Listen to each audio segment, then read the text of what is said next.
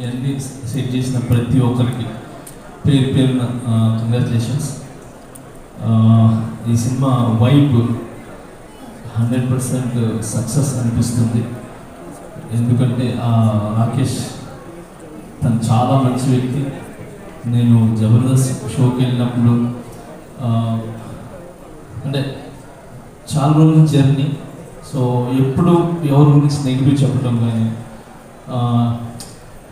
Own self ఉండాలనేది ఎప్పుడు అనుకోరు. 10 మంది బాగుండాలి, దాంట్లో నేను ఉండాలనుకునే వ్యక్తి.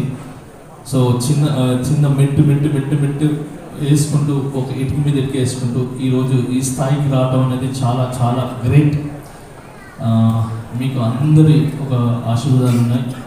అండ్ మెయిన్ రోజానా ఎప్పుడు రాకేష్కి మీరు అండగా ఉంటారు, ఎప్పుడు మీ గురించి చెప్తా ఉంటారు. So thank you so much.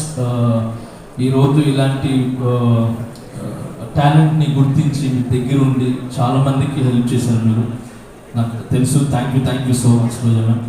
And అలానే ఇక్కడ ప్రతి ఒక్కరు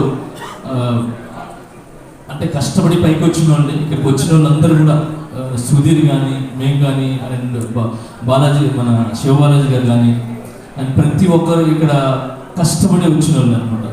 ఒక్కొక్క మెట్టు ఎక్కుతూ ఆ కష్టం అందరికీ తెలుసు.